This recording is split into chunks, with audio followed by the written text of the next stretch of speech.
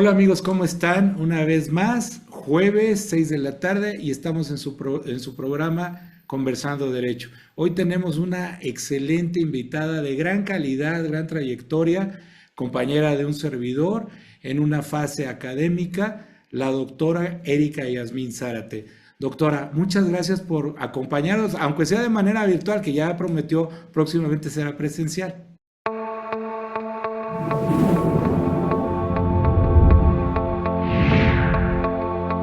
¿Cómo está? Gracias por la invitación. Es muy importante divulgar el conocimiento y estos medios digitales nos lo permiten. Y hoy nuestro tema creo que es punta de lanza de ello, maestra, que vamos a hablar acerca de la importancia que hoy en día tiene la inteligencia artificial en nuestro sistema de justicia penal en México, cosa que efectivamente está revolucionando, considero yo, mucho la practicidad en todos nuestros litigios, así como procedimientos e incluso resoluciones judiciales, maestra. Sí, claro que sí. Tenemos que transformar nuestro pensamiento, siempre lo he dicho, de un pensamiento analógico a un pensamiento digital, porque pareciera una frase construida, pero no, tiene que ver con la manera en que entendemos el mundo como lo hemos entendido, pues en lo que tocamos, que generalmente en los juicios estamos acostumbrados a eso, a pruebas tangibles, y ahora tenemos que acostumbrarnos a pruebas de lo que no podemos ver, pero sí podemos probar. Sí, muy cierto, maestra, que hoy día lo científico está rompiendo cualquier paradigma en relación a lo que muchas veces se quedaba en nuestro anterior sistema inquisitorio, únicamente constatarnos e irnos a lo que decían los papeles. Hoy creo que la ciencia está abriendo y sentando las bases de los precedentes internacionales, como lo es usted, una gran académica en materia. Y quiero empezar esta entrevista, maestra, si me lo permite, haciendo unas preguntas un tanto de su trayectoria y un tanto, pues, personalísimas en lo profesional. Por ejemplo, ¿qué le motivó a usted estudiar particularmente el área penal y constitucional, de donde, bueno, usted es un libro andando, maestra? Gracias. Pues mire, eh, pues, estudiar penal, la necesidad del servicio, porque pues estuve en el Poder Judicial de la Federación y tuve que aprender, y pues es una materia muy, muy importante frente a que se piensa que todos son hechos y es fácil. Es una de las materias con más teorías. La teoría del delito tiene muchísimas teorías, como todas, pero es muy enriquecedor estudiarlo plenamente y no solo quedarse con lo que dicen los códigos o demás. Incluso yo no me asumo penalista, pero sí puedo decir que le entiendo a sus teorías, y entonces esto es importante. Luego, constitucional, pues, porque a mí me tocó estudiar en un momento en que se iba transformando el entendimiento del constitucional en México, que digamos de algún modo en cierta época de historia de la cultura jurídica del país, era un constitucional más entendido como teoría del Estado, como la Constitución, como un pacto político solamente, y a mí me tocó como estudiante de Derecho empezar a estudiar la Constitución también en ese otro plano, como norma jurídica, como la norma que contiene los derechos humanos, y pues porque es muy importante, finalmente a partir de la Constitución se pueden entender todo el sistema jurídico de un país. Yo, que soy seguidor y fiel seguidor de su carrera judicial, maestra, porque digo, dicho sea de paso, lo llegamos a comentar durante años pasados, todavía cuando estábamos estudiando. Usted viene prácticamente de una trayectoria y de una carrera judicial de mucho tiempo, o sea, empezó desde el ABC y hasta ahorita doctorado, ya siendo una juez en retiro. Pero, ¿qué enseñanza considera usted que haya marcado su carrera judicial, maestra? La carrera judicial, enseñanza que marca es la situación de ver más allá del obvio. Esto es muy importante. que es lo que tenemos que fomentar en todo lo que estudiamos en el derecho. Y ahora que dialogo con muchos litigantes, que pues posiblemente digan, bueno, es que los juzgados siempre lo hacen así, y Exacto. a veces en las aulas también me dicen, no, pues es que en la realidad siempre sucede así. Pues yo pienso que no, porque también eso podríamos decir desde cualquier punto de vista, pero los avances de la sociedad en todas las materias, la medicina, hasta en la música, hasta en la cultura popular, cambian a partir de que alguien ve más allá de lo que siempre se hacía.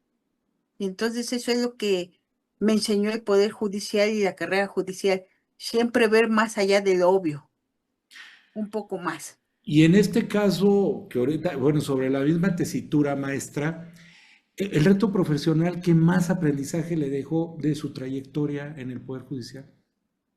El reto profesional, pues, es estar abierto a aprender otras cosas, estar abierto, por ejemplo, a mí me tocó el tránsito entre un proceso penal mixto a un proceso penal acusatorio. Wow. A mí me tocó el tránsito, por ejemplo, recuerdo mucho esta situación de todas las viejas y clásicas tesis de jurisprudencia de los tribunales colegiados diciendo que el tribunal colegiado no podía tener duda, que solamente podía tener duda el juez de instancia porque vio las pruebas. Y tener ese tránsito, ese entendimiento a que las pruebas no son una cuestión de persuasión personal de quien juzga, sino es una cuestión de conocimiento epistemológico. Y Así es. entonces eso es un reto cuando en la vida profesional tienes que aprender nuevas cosas, y lo más difícil no es aprender, sino desaprender lo que pensábamos que era lo correcto. Efectivamente, ¿y cree usted que esto pues, marcó un cambio, un antes y un después en la impartición de justicia desde que inició su carrera hasta hoy, maestra? Sí, sí, por supuesto que sí, porque la idea de que los viejos penalistas o personas que se dedicaban a penal, coloquialmente decían que se desarrollaban un feeling para saber si lo cometió o no la persona. Y pues esto cambia, porque la idea de que tienes que pensar las pruebas de otro modo, racionalmente, epistemológicamente, y no por un convencimiento personal, que tienes que quitar pruebas que violan derechos humanos, pues genera que se den más sentencias de libertad. Y claro que es un parteaguas para los derechos de las personas. ¿Estamos maduramente ya ante un nuevo sistema de justicia penal?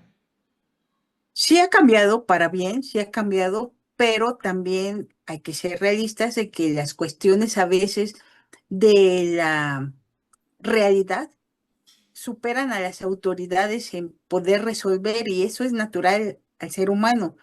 Y entonces podemos decir que no todo funciona como o quisiéramos teóricamente. eh, Algunas cosas tienen que reforzarse y algunas que cambiarse. Entonces, nunca va a haber un sistema perfecto, y menos en un país en que somos tantos millones y es muy complejo la situación que vivimos como sociedad. Claro, esta transición va de la mano de los derechos humanos, mencionaba usted, maestra, pero ¿qué tanto ahorita puede hacer parteaguas los medios tecnológicos? Es decir, el uso medido o desmedido de estas situaciones que vamos a abordar en el tema que hoy nos ocupa, que es la inteligencia artificial. ¿Qué opina, maestra? Pues la tecnología y los medios de comunicación masivos, pues se han transformado a la sociedad en todos aspectos, no solo en el derecho. Primero, tener acceso a información constante, porque es constante, ni siquiera es como los periódicos que tenías que esperar al día siguiente para saber las noticias. Ahora en cualquier momento abre uno un celular y tiene información a cualquier hora del día, y entonces puede ser benéfico, sí, pero también peligroso, de poder creer que todo lo que vemos en las redes sea real. Y esto impacta en los derechos y en el proceso penal específicamente, que se puede acusar a personas con cuestiones o pruebas que llamamos digitales y no tienen ese respaldo de veracidad.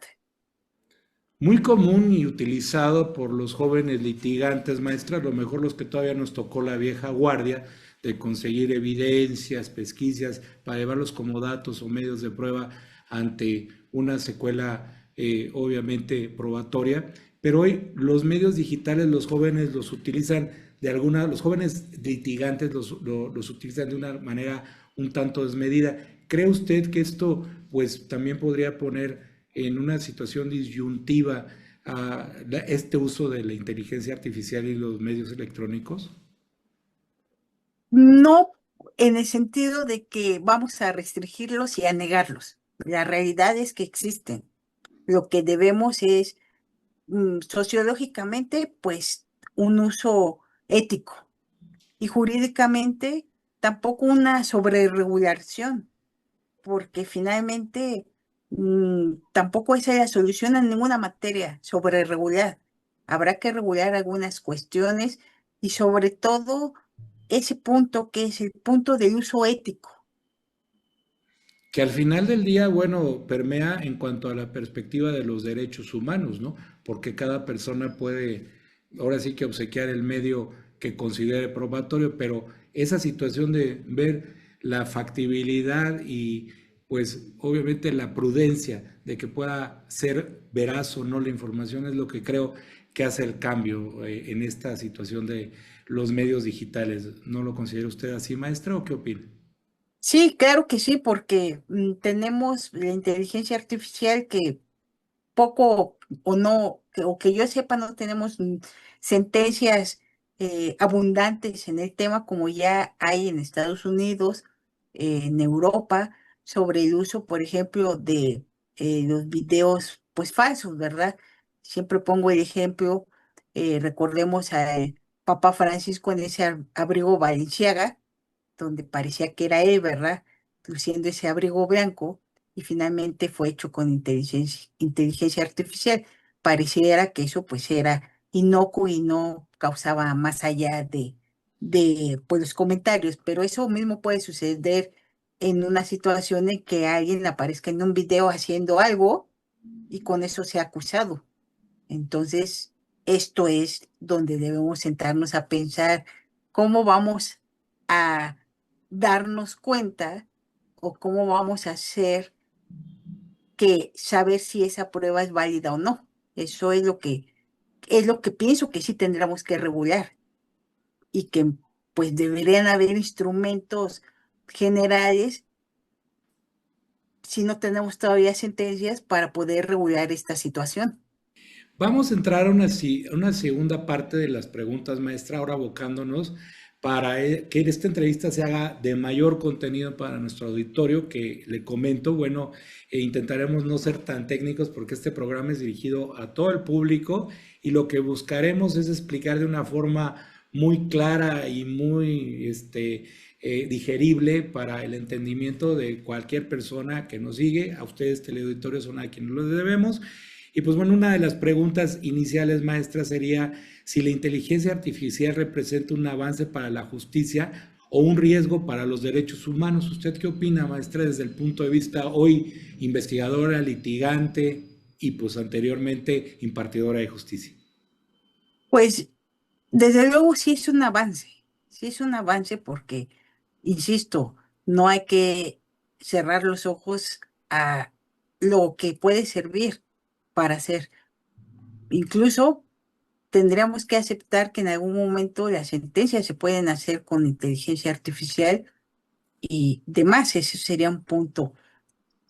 La situación es que ahí tendremos que pedir una motivación reforzada en que sí nos tendría que decir qué parte de la sentencia le hicieron a través de la inteligencia artificial, cuál no fue hecha, qué tipo de información se le dio a la inteligencia artificial. Entonces, eso no lo vamos a negar y va a suceder. Y México, Finalmente va a suceder.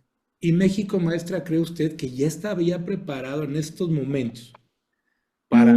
Me parece que no, porque los poderes judiciales tendrán que regular este uso.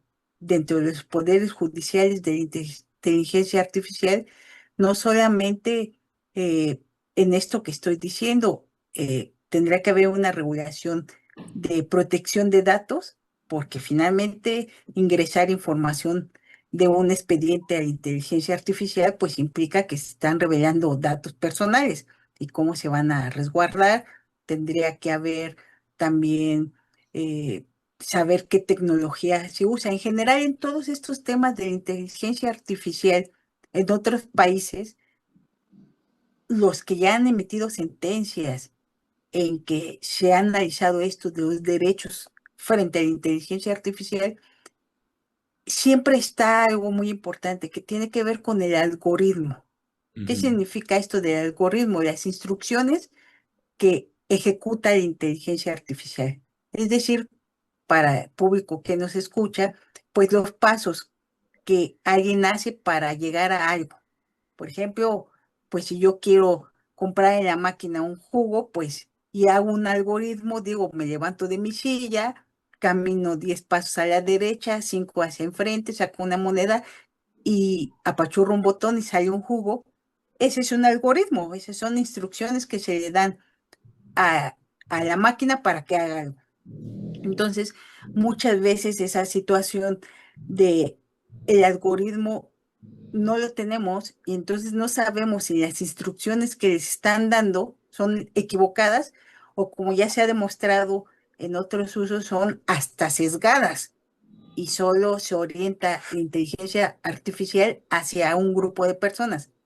Entonces, esto es importante. Y las discusiones que ya han existido en otras latitudes es esto.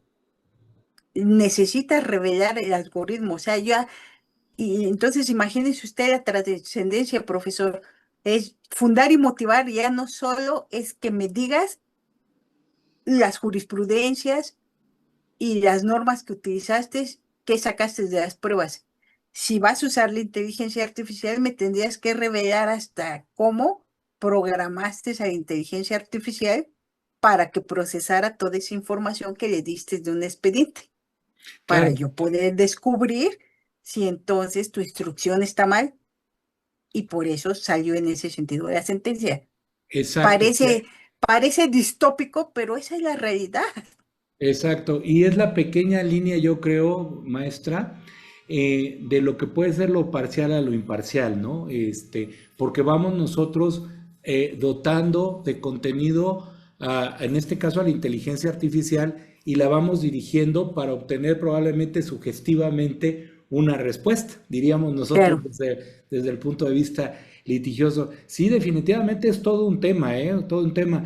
Pero por ahí, fíjense que yo hace tiempo vi una obra de teatro en donde, pues ya, como ya existen los humanos, o los ciberhumanos estos, programaban y pues le decía a la chica, quiero que me des un beso, le daba el beso, la muñeca y todo, pero decía es que no lo siento.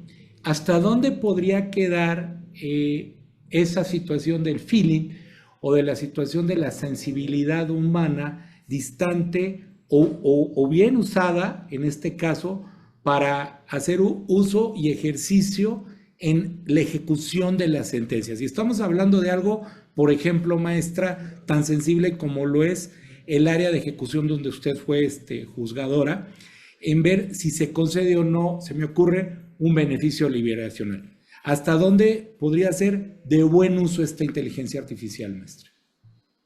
Pues esa situación que yo no me atrevería a decir que es feeling porque sí eh, estoy en contra de esas situaciones, Perfecto. porque las situaciones de resolver tienes que ser lo más racional posible y que lo que resuelvas un caso lo puedas poner en otro caso, porque si no estarías siendo pues no igualitario al resolver y te dejarías llevar por un sentimiento quizás, ¿no?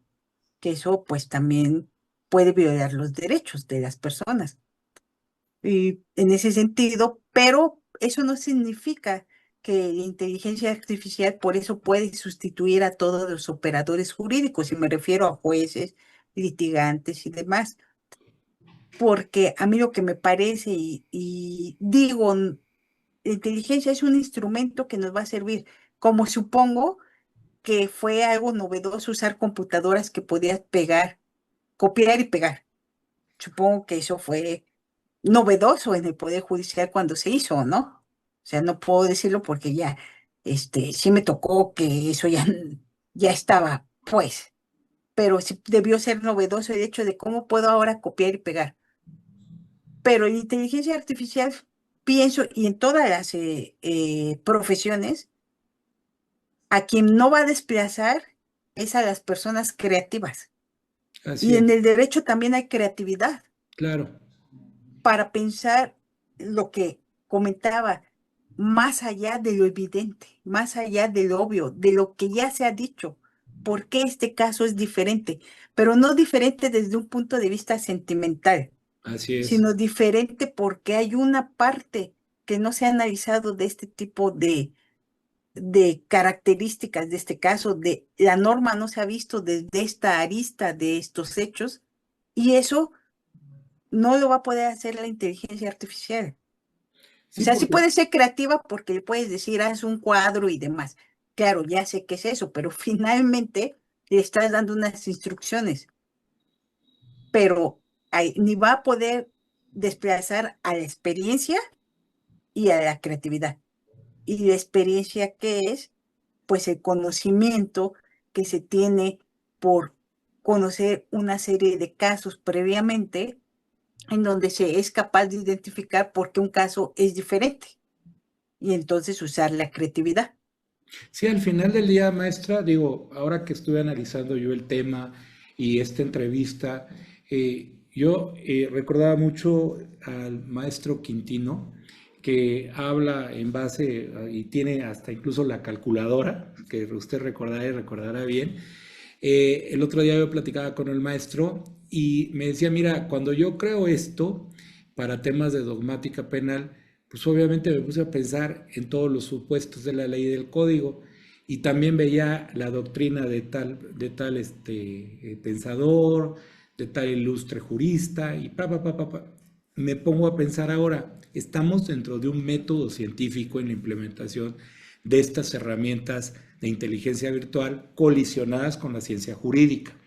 Pero en la hermenéutica jurídica, pues estamos adentro de un mar de situaciones que, como bien usted lo manejó en esa situación tan bonita como la menciona, o semánticamente, de que es creatividad. Y efectivamente, la creatividad, pues va de la mano de la ciencia, porque digo, de situaciones de chispazos, pues se han obtenido grandes situaciones que han posicionado los avances tecnológicos a nivel mundial. Ahora, también en el derecho, pues debe de haber algo que nos esté dejando esta inteligencia artificial y se me viene a la mente de momento, maestra, no sé, el uso de las pruebas. Y yo creo que en el tema, pues obviamente de las pruebas, pues obviamente sí, bueno, Yo lo escucho. sí, en el uso de las pruebas, un momentito, maestra.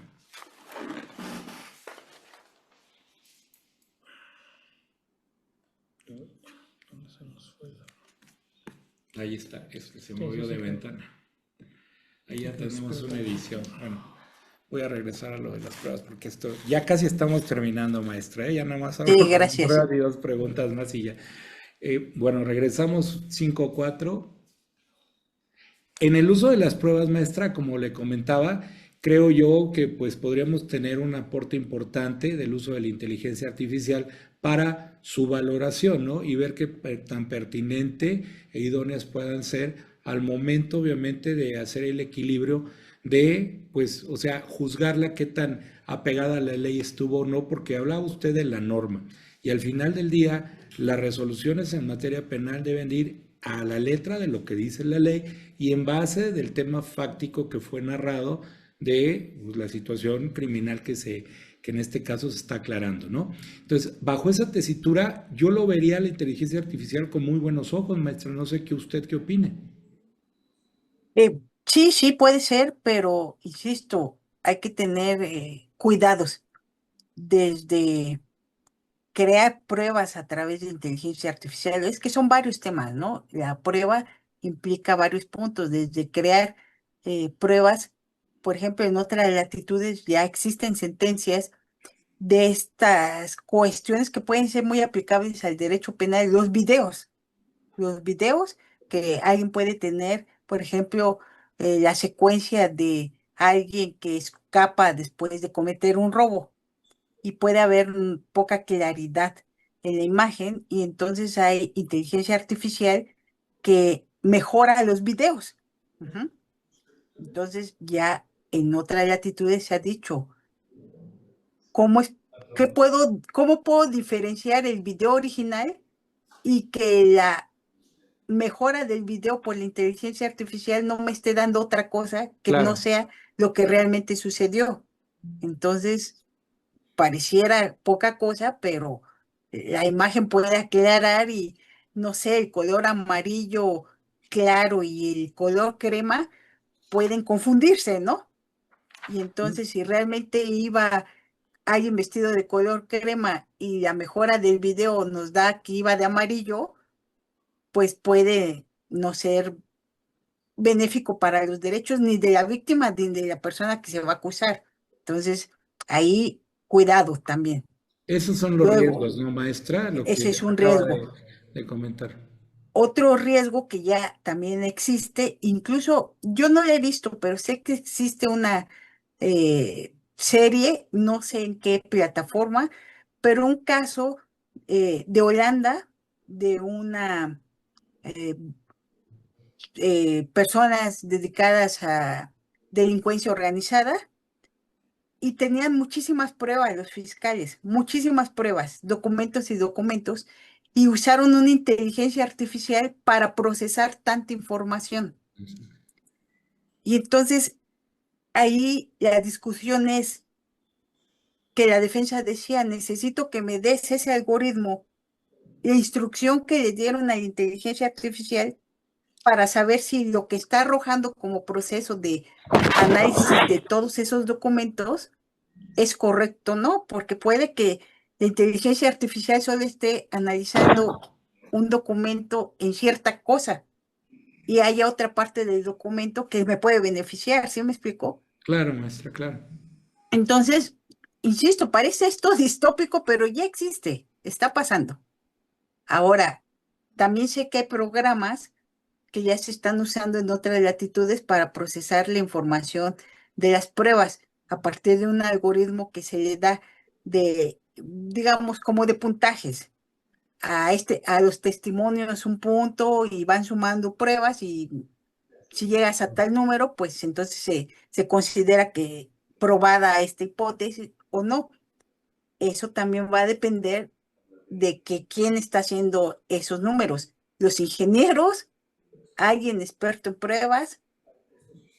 Y entonces yo no dudo que después con esto de los estándares de prueba que de por Exacto. sí es algo difícil, alguien Exacto. quiera hacer un programa que inteligencia artificial me diga, pasas o no el estándar de prueba, pero primero habría que ver si el estándar de prueba lo tienes bien formulado y si Y, fuiste capaz de traducirlo correctamente en la instrucción que le des a la inteligencia artificial.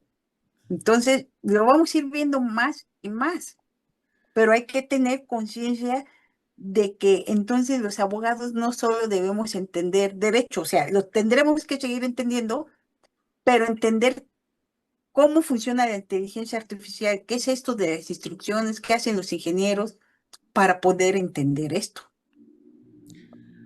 maestra, en preguntas ya para la última parte de nuestro programa, rápidas. Vamos a hablar de la inteligencia artificial y me tiene que dar solamente una respuesta. Inteligencia artificial, aliada o amenaza del derecho positivo y derecho penal mexicano. Aliada, ¿México está preparado o atrasado en la inteligencia artificial? atrasado, ¿Más regulación o más libertad tecnológica, maestra? más libertad. ¿El abogado del futuro necesitará programar? No, No. no, porque la inteligencia artificial ya puede hacer eso que antes tenías que programar. ¿Qué conclusiones nos daría de la entrevista, maestra, de la inteligencia artificial? Lo que tenemos que es aceptar que está aquí. Y lo pongo como un ejemplo como profesora. Es evidente que no le podemos prohibir a los alumnos que usen la inteligencia artificial. Por Dios, eso no se puede hacer. Lo tienen, es una realidad, tienen acceso. Mejor expliquémosles y así a la gente y también los abogados hay que entender cómo funciona, cuáles son sus alcances, cuáles son sus límites. Y solamente así, entendiéndola, se pueden hacer alegaciones contra su uso, que a veces serán buenos y a veces en contra de los derechos. Pero sobre regular no va a servir de nada. ¿Por qué? Porque la inteligencia artificial va más rápido que la norma. Y lo que ya regulamos, mañana se queda obsoleto Es frente a lo que correcto. mañana ya sabe hacer la inteligencia artificial. Es correcto, porque nuestro derecho va cambiando día con día, hora con hora y dependiendo el momento social que estemos viviendo. Pues muchas gracias, maestra Erika Zárate Villa, profesora. Ya no platicamos de su extenso currículum, maestra, pero creo que nos No ha se dejado a todos preocupe, no es atónitos con la importante.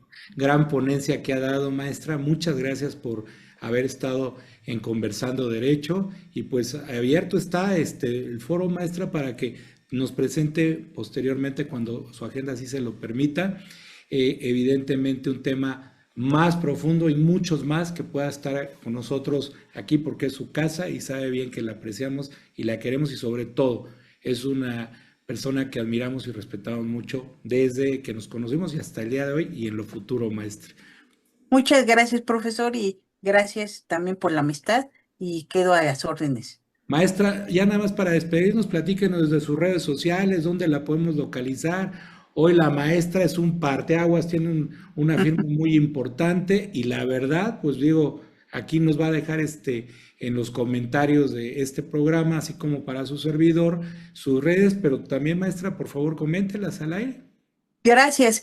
En Twitter tengo una cuenta exclusivamente de cuestiones procesales y de pruebas, Wow, qué padre. que es @derecho procesal, pero en lugar de la L final es un 1. De todos modos, lo pueden encontrar asociado a mi nombre, Erika Zárate Villa, Erika Yanni Zárate Villa, y tengo una cuenta @eZáratevilla, que pues publico de todas las cuestiones.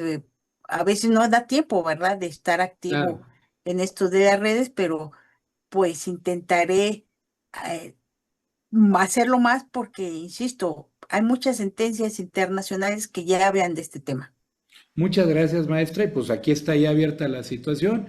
Y pues nos vemos la próxima semana en Conversando Derecho, jueves a las 6 de la tarde. Hasta pronto. Hasta luego.